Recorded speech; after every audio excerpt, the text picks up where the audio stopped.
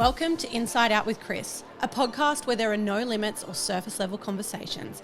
I'm your host, Kris Burns, a personal development coach on a mission to empower women to move the needle in all areas of their lives.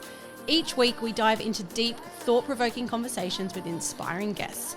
We're talking deep truths, raw experiences, and dropping game-changing takeaways to help you break free of the BS holding you back. Let's transform you from the inside out. Welcome back to Inside Out. Today I am joined by the beautiful Tori Story, known on Instagram as Tori Story, I've just learnt. Tori is an absolute queen in the health and fitness space, sharing her journey across Instagram, TikTok and YouTube. She is a dedicated strength trainer, podcast co-host and dog mama. She's also a self-proclaimed professional yapper and oversharer, which aligns perfectly with this podcast. As you guys will know, Tori is a woman that delivers so much positivity in the online space, and I am so excited to have her here on the show today. Welcome, Tori. Wow, what an intro. Thank you. Yay. Okay, you can go now. Sorry. Bye. Okay. Get out of here. Get out of here, girl. Okie doke. So my first question is one that's just a little thought provoker. Okay. And I'm excited to hear your answer on this. What makes you feel alive? I think when I'm being my most authentic self, I'm having fun. My inner child is thriving. And just knowing that I'm doing what I love. Love that so much. I haven't had that response yet, so I love that. Wow. So your story is rooted in the idea of turning pain into power. So I would love for you to take us back to where your journey really began and share what inspired you to start creating content and start creating this business with your mission in mind. Yeah. So I'll take it way back. Yeah. So growing up, I was quite a challenging child, as my mum would say, which took her on her own personal development, spiritual journey. So I have an older brother and sister to a different dad, and they're like 15 years older, very different kids to me. So then when my mum had me, she was just like, how does one deal with this? So she actually took me to therapy when they first said, no, we need to work on you as being the parent. So she did like 3 or 4 sessions before they then worked on me. So she had a very different parenting style to my older siblings. And I guess I was really very much raised as she was going into like her spiritual side, which was so beautiful. And I think it's like taught me so much. As much as being a teenager going through it, I was like, yeah, mum, whatever. We don't meditate. We don't do all that. But now it's like, it's me and everything that I am. So yeah, I was a very go-getter child, very out there, very loud. I was constantly told you're too much, you're too loud by my family. I grew up doing gymnastics, competitive acrobatics. So I competed for over 10 years. I trained up to be at the World Championships and in the World Cup, where I got a silver medal, which was amazing. So I finished. Yeah. Sorry, what? So I actually finished my career on that. Which was not the goal. I wanted to do another Worlds at like the top level. So I did the World Cup at the top level, but then to go a step further and go to the Worlds the following year. But during that time, in the last 2 years of my competitive career, I was dealing with just injuries, mental health, just a lot going on being an elite athlete. Obviously, it's a very, very high load. Was the mental health triggered by the injuries? So I just like go back a little bit as well. So growing up, I was like very fit, active, like my whole entire family is based on sport. Like everyone around me does sport. Mum taught me good eating habits. I always had a good relationship with food. Never struggled with like weight gain, weight loss, skin, like nothing of any of that kind. Until when I was 16, I got my period and I went straight on the pill because it was just like, I basically had to bleed for like 30 days. The first thing the doctor was like, we're going on the pill. And being a competitive gymnast, wearing leotards all the time, like it just, you can't really do it. And that's like all we knew. My mum knew nothing else. And of course, everyone else was on the pill. It was kind of cool to go on the pill back then, like, which is just crazy to think now. So I was put on the pill for 2 years, had no issues, still stayed very lean, noticed nothing in terms of mental health or anything whilst being on the pill. And my ex-partner at the time, he very much pushed me to come off the pill because his mum, also very beautiful, she was very natural and everything like that as well. So she was also on the side of like, okay, let's give your body a break. So coming home from the World Championships was when I started to, just prior to that, deal with this back injury, a hip injury, just started to like really struggle with bits and pieces. So I took some downtime to like heal that. When I was having that downtime, I like just turned 18, was exploring, going out and having fun because I'd trained so hard during this break. I was like, well, I can have a social life now. So I kind of took that on a bit too much and just kind of got into like drinking and stuff, which was like the only thing I did, but it was just like probably too much. And so one weekend I got really, really unwell and ended up in hospital with appendicitis, tonsillitis, and glandular fever. Shit. And that was the exact weekend I decided to go off the pill. And I was like, you know what? I'm going in for surgery to get my appendix out. I'm in hospital. Like, let's just give my body a full clean slate. And I'm adamant that was the start of the journey. Basically came off the pill, and the recovery of the appendicitis was quite intense. Like, it was 6 weeks of just being in bed, basically. Coming off the pill, I actually gained 12 kilos in about 8 weeks. My skin broke out like it never had before. I'd never experienced any type of skin issues. And I also was dealing with a breakup with my ex at that time, which we had been together 6 years, all through like your early teens. Yeah, big, you don't really know who you are, you know, just everything. And so that at the time was like the worst thing ever. So just dealing with all of that at the age of 18 was just like my life had been flipped upside down. I had no idea who I was. And it was just like I looked in the mirror and she wasn't there anymore. And so then from that point, it was like, what the hell do I do? Like, what is going on? For the next 6 to 12 months was searching for answers as to why I gained weight, why my skin was breaking out, you know, how to deal with the mental health. There was just so many times in that period where I was suicidal. I just was like, this isn't how I wanted to live, and I didn't know how to get out of it. And I wasn't open about it. I very much suppressed all feelings, emotions, didn't speak to anyone besides like the toxic ex situation. Like we'd been together so long, like we just knew each other so well. So I would just pour everything out to him until it got to the point where he was like, I like can't help you. Like you're telling me you're suicidal, but I'm not around with you. Like your mum needs to know about this. So there was a few times he ended up telling my mum like what was going on, so then she could keep an eye on me kind of. And so, yeah, that began the journey of, I guess, the health, wellness, fitness time of my life. And yeah, so I spent lots of time trying to search for answers. I then decided to go back to compete again. The hardest thing was stepping back into that gym, being 12 kilos heavier, having acne. I was the role model of the gym. So the kids did barely recognize me. The judges of the sport who I'd been competing in front of for 10 years were like, who is this girl? Like, it was awful. And searching for answers just took forever. And it was doctor appointment after doctor appointment.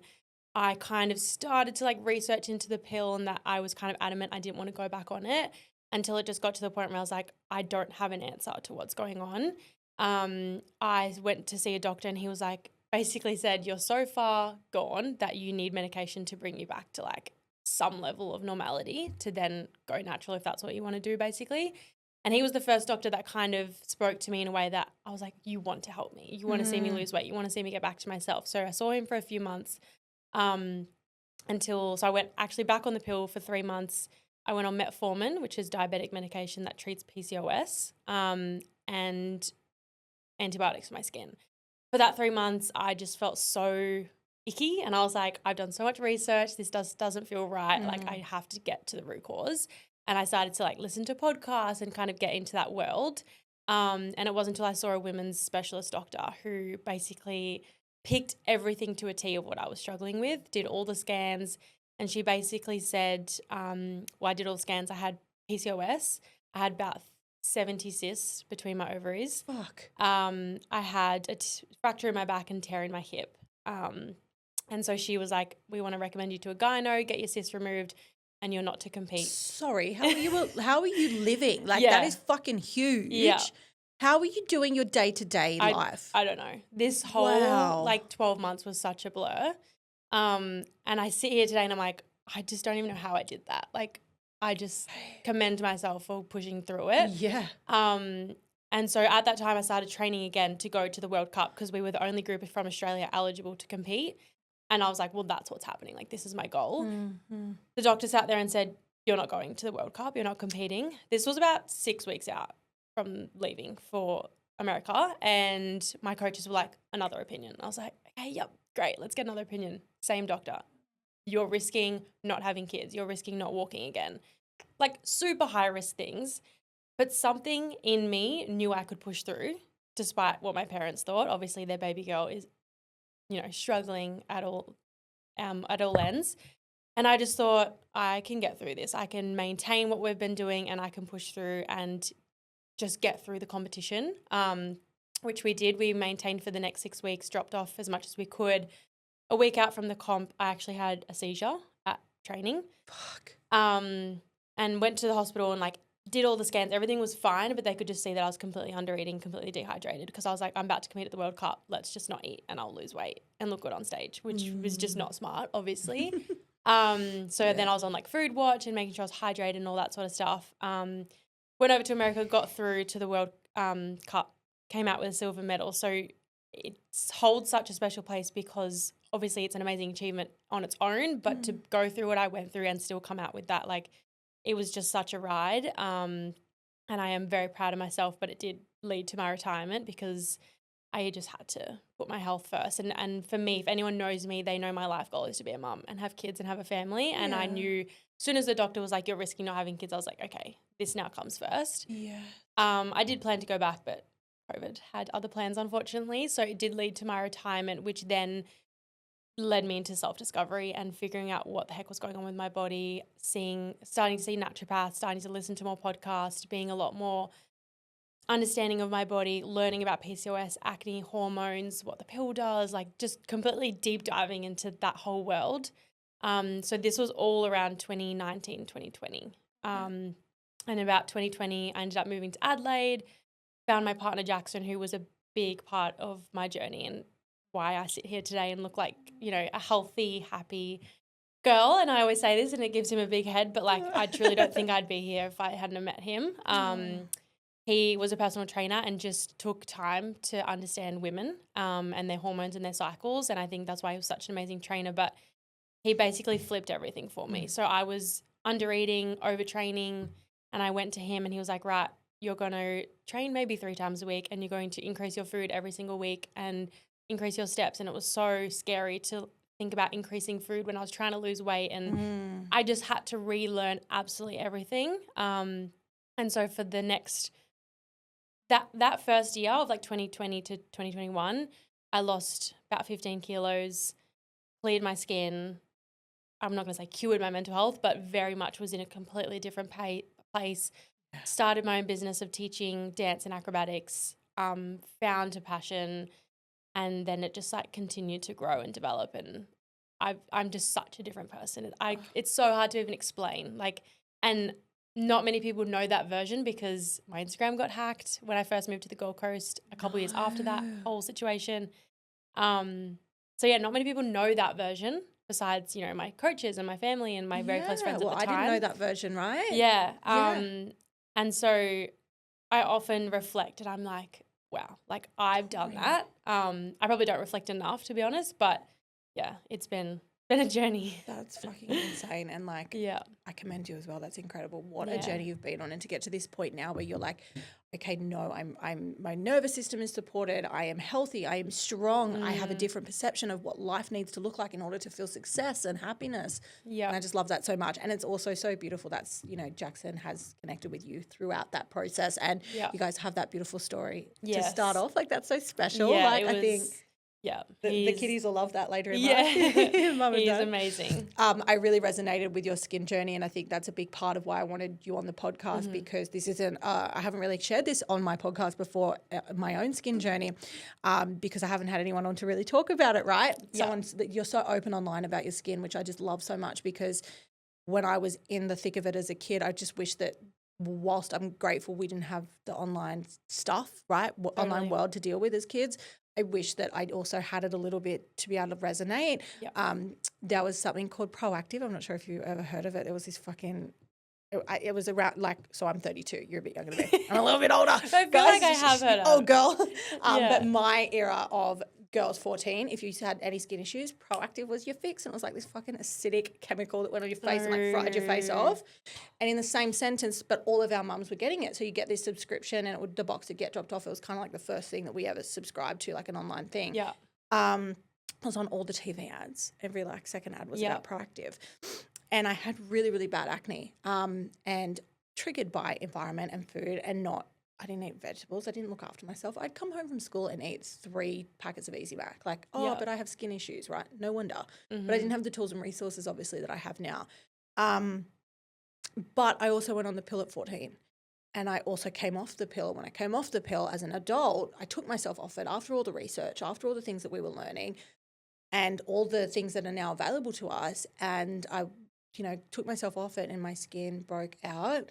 And I honestly thought I was going to die. Yeah, and people don't realize even when my skin breaks out now, which it does because I'm prone to it, and I'm prone to it whether, if I drank the weekend before, a mantra I always use is what I do today, how I choose to show up today is how I'll feel and look next week. Love that. So whatever I'm putting in my body this week is how it's going to show up next week, whether I want it or not. Yeah. So like last week when I was making my food choices, like, I really feel like chocolate. I'm like, no, I've got podcast recordings. I can't because I knew that my skin would respond accordingly, which it always has done. But even now, like my husband doesn't really get the way that it takes over my emotions on that day and how I have to find a way to regulate my nervous system because I don't want to go out for dinner with friends or have a business meeting. I don't want to fucking leave the house if my skin's broken out. I don't want to put makeup on my face because I don't want to feel that on my face. It feels heavy. It feels like it might hurt me. Yeah. It might make it worse. I've got all of these big fears and insecurities around my skin because of how it was sort of dealt with when I was younger. And it was just like, get on the pill, this quick fix, this thing. I skipped periods for like 18 months as a kid. Like, because why would you want a period? Might as well just skip it. Fuck yeah, here for that. Like, Absolutely. they're so crap. No one enjoys them. Well, some people do, but that's not for me. Yeah. So yeah, I've always really resonated with how you share your journey around skin health and skin knowledge, and I love that you're allowing that to be available to young girls. Like, it's so fucking commendable. It's so great. Something else you said there was about your mum, which I love. I didn't know your mum was your mum, and I followed your mum on Instagram. Oh, really? I had no idea. I just saw this cool girl come up in my feed. I'm like, she looks awesome. She looks like so much fun. She is a vibe. She is so cool. Yeah. How do you have such a cool mum? I'm jealous. No offense, mum. She's so funny. That's awesome. Yeah. Love it. Love it. So obviously, we've just covered the stuff on your skin, and I sort of wanted to also ask you, can you reflect on what was the darkest moment in that journey in your skin? And when you were in that, what do you think was the strength that you were able to harness within yourself? Like, what did you draw on? Really good question. In the thick of it, it was like my whole world was falling apart. Obviously, with your skin, it's such a physical thing. Whereas, like, your gut health or your back injury, like, it's not visible. Like, people don't know you're struggling when you are, but your skin is such a visible thing. And to be a performer on stage, to get up and have to put makeup on and then show up on stage in front of an audience when you've got, your face is full broken out, it's painful, it's sore, it's like, all the things that come with acne. I never wanted to show up. I never wanted to leave the house. I always cancelled plans. And because it wasn't just the acne, it was the weight gain, it was the mental health, like it all just like really compounded into one big thing. I would say, can you repeat the question one more time? Yeah. So can you reflect on what was the darkest moment in that journey, in your skin journey, and how did you harness strength in that moment? So I think probably towards the beginning of it, because I had no idea why my body was reacting the way it was. And I think having no answers, not knowing why my body was going through this was probably the darkest point. The strength I would say that got me through it was knowing that this isn't forever. And knowing that one day I would have clear skin and I was going to do whatever it takes to get there. And so my acne started in 2018 and it's now 2024, nearly 2025, and I'm still yet to say I've healed my acne. I've had maybe a 6 to 12 month period where I completely cleared it at one point, and then it completely came back again. And then I would say that was another really dark point because I was like, why the fuck has it come back when you feel like you've nailed it and you've figured out why and you've done the work and you've paid thousands and thousands and thousands of dollars to pay for skincare and naturopaths and things like that and herbs and supplements, to then go through it again and be like, what now? Like, why am I still struggling? Which was literally so recent. Like last year was probably a really tough year. Going away to Europe with my best friends and wanting to just be able to go makeup free and just be who I want to be, but having to feel like I had to cover up all the time. I would say was another huge breaking point for me. And obviously there is such a quick fix being Roaccutane. And it was something I've done so much research on. And I was so, like, I do not want to go on Roaccutane still to this day. And I would get to these breaking points and I go, okay, like I can't do this anymore mentally. It's pulling me down so much. It controls my entire life. Teaching kids is really hard because they have no filter sometimes. And it's like, why do you have all those spots on your face? Like, why is your face so red? Trying to like answer those questions, or when I don't even have an answer as to why I have, acne on my face, and like all these little things would just compound and affect your mental health. Yeah. But then another strength that got me through was knowing my end goal is to regulate my hormones in order to be able to fall pregnant. So I knew that Roaccutane wasn't going to be the answer for me because it's not the root cause. It might heal me for 12 months, and never knowing whether coming off Roaccutane it would break out again or not, because it's literally a 50-50 bet. So for me, another strength was like, I have to do this naturally. And I just had to keep reminding myself on the days where I would lock myself away and Jackson and Lily would just, let me feel my feels and for that day. And every time it got less and less as to like how much I struggled with it. It definitely taught me that looks is not, you shouldn't value your worth on your looks because it's not who you are. Yeah. And acne doesn't define you, which has been the biggest thing for me, and really being confident in who I am internally, my personality, what I bring to the table, being a business owner, a dog mom, a girlfriend, all the things, which has been an incredible journey, and I feel like I've needed it. But knowing that I had to do this naturally for future me, for my family, for my kids, that I will have one day. I love that drive so much that you saw the light at the end of the tunnel, I think. And obviously you have such a great self-awareness, like a level of self-awareness and a level of emotional intelligence, babe, where you would, even from when you were so much younger too, when this all sort of happened, you saw that light. You could see, you're like, nope, I can heal this. I can do this naturally. And having that drive, it's probably mapped across from your physical drive in the sport that you've done growing up, right? Like that's just mapped into that because you can see it. I think that hormones, now we have so much available to us, which I'm grateful for. I'm grateful for my 3 daughters to have that available to them, right? Because we didn't. I didn't have the understanding and awareness of my body. Like we weren't taught about periods. My mom just said, "Oh, you got it. Like shove a tampon in or use a pad." That was the story. Yeah, that's no education.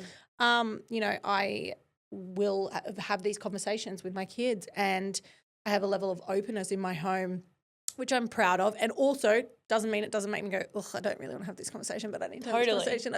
It's like gives me shivers, but sometimes you've got to have these chats, right?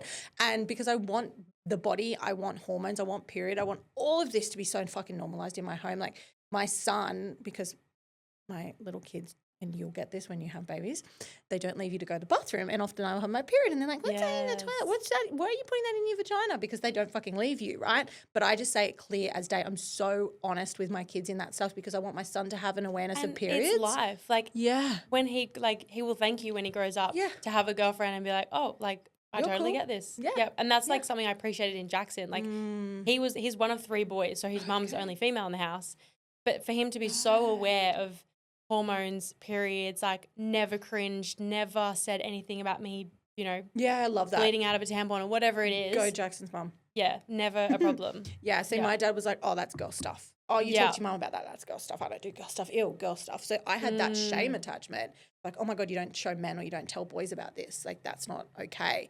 So I just want to remove that stigma, especially in my own home if I can. Yeah. But we have information available to us as well. Yeah. Like, I think that's just so important, and there's women like you in the space, on the online space of health and wellness, where you're not simply telling your story simply for yourself to share it with your friends and family. You're sharing it for inspiration. You're sharing it to empower young women in their decisions and to make informed choices, and to also look through the lens of, oh, what else is there? What else can I find out? And I feel like the part of your drive was like, oh, I need more information. I'm going to chase that info. I'm going to find it. Like, I'm it's not going to here. stop until I get it. Love it. Yeah. Love that so much. So what advice do you reckon you give to someone who feels stuck in a place of self-doubt or insecurity right now on their skin journey? What would you say? I would really dive into the inner work and trying to appreciate who you are internally, what you bring to the table, what you're good at, like really highlight all the things you're good at, focus on that, push that even more. For me, something I worked on a lot, as I said, dealing with like acne and the weight gain and being in what felt like a body I had never known, something I had to do was mirror talk.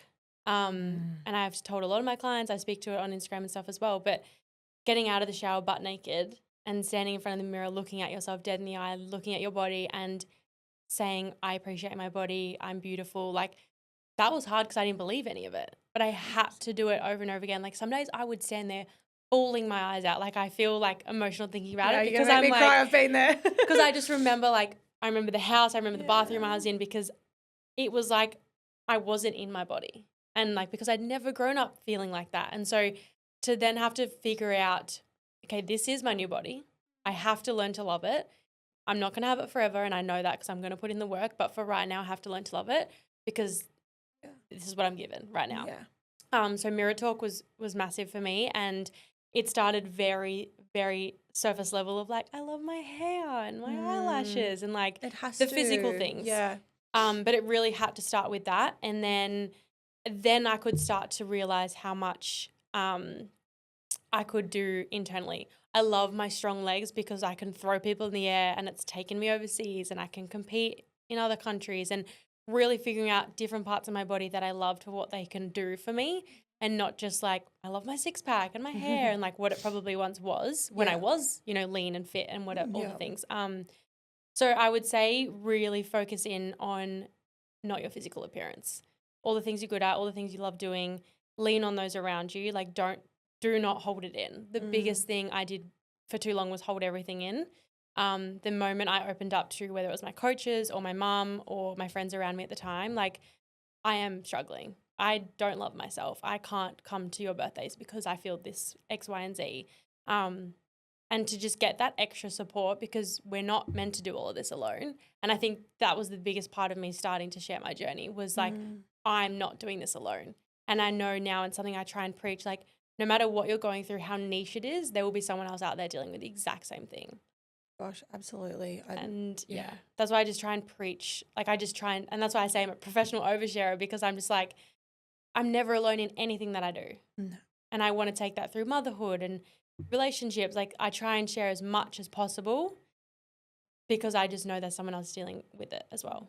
I love that so much. And I got emotional when you were saying that because I feel like I was thinking about myself when I was younger and in all my seasons of life. And I've done the mirror work thing and the biggest pinnacle mic drop thing that changed it for me when I was doing mirror work was I said all the surface level things to get to the point of standing there vulnerably, right? And it's saying, I love you, looking yourself dead in the eye, saying, I love you. And that just brings up so much emotion because it's so vulnerable. And we literally spend so much time hating ourselves. And as we grow up, picking apart what we don't love, wanting to be someone else. The first memory I have is watching Blue Crush. I'm not sure if you've seen it with Kate. No. The Kate with the two different eye colours. I can't remember her last name. Sorry, guys. Anyway, it came out when I was younger. It was a surfing movie. And I always wanted to be this blonde surfer, fucking cool girl with a tan, right? I've got dark hair. It was never going to happen.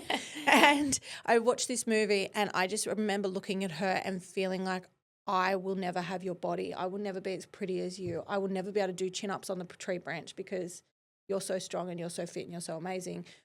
And I've had that conception, like that misconception of myself for so many years after that, like wanting to dye my hair blonde. Dye my hair blonde once. It went so friggin' orange. Like it was black and then orange. Anyway, then I went bright red and anyway, it was a crime scene in my life. And it's like, I do feel like you have to go through those moments to figure out your true self. Like I went blonde for a hot moment and now I'm just like, it's not even me. Like I was healthy, I was fit, I had clear skin, but I was like, I'm not blonde. Like my natural hair is brunette. And it's like the more you go through this journey and learn to love yourself, you will love what you once hated. Yeah. I feel. Yeah.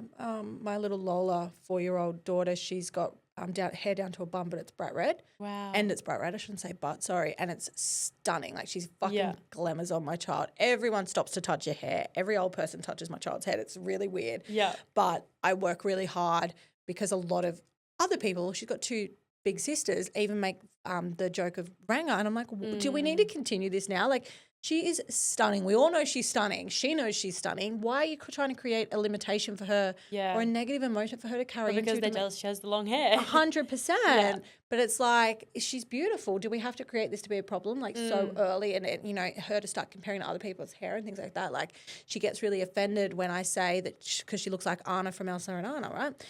She doesn't look like Elsa, but she looks like Anna, and she wants to be Elsa, and she's always convincing me, no, my hair's like Elsa. Because everyone else wants to be Elsa. Right. Yeah. So I'm, it's interesting how that's going to play out when it's sort of she'll start comparing her own self to other people, and first it's hair, and then is it eyes, or then is it skin, and then is it your body? Like how does that all play out, right?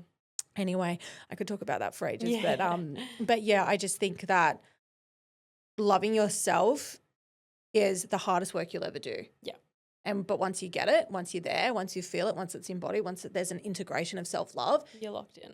You're locked in, and your worth dominates in all areas: business, health, relationship, finances. Like, you'll have more money, you'll have better sex. All of the things will get delivered to you when you love yourself. And because you believe you're worthy of said things. Receivership too, right? Yeah, absolutely. I've got one more question for you, another little thought provoker just to close us out today. Final question. You have one day to live. Any regrets? First answers. I don't have regrets. Great. Because, and it's something I've said for as long as I can remember, and people always roll their eyes. But if I hadn't gone through any part of my journey, I wouldn't be where I am today. Yeah.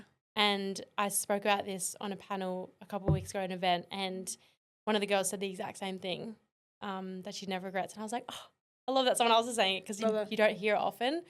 But I just am so grateful for my journey, because it's put me on the path of where I'm meant to be. I love that so much. Thank you so much for coming on the show today. I have had the best time, and there's so much in today's episode that I didn't know about you. So I'm curious to see how many other people didn't know these things about you. Yeah. Love chatting with you as always. So thank you so much. For anyone who wants or doesn't know you, which it's just be wild if they didn't. But anyone that doesn't know you or where to find you, where do they find you? I'm on Instagram, TikTok, and YouTube. It's at Tori Story with a double T at the start. Yeah, someone stole it, oh, so it's fine. Yeah, no, I get that. I'll put your details in the show notes anyway. And my podcast is just rawreality.podcast. Yes, amazing. Well, thank you so much for coming on the show today, today, Thank you for having Tori. me. Bye. Bye. Thanks for tuning in to today's episode. If this landed for you, I would love if you can share this conversation to your socials, and don't forget to tag at Inside Out with Kris. Don't also forget to hit subscribe or follow so you don't miss next week's conversation. Bye.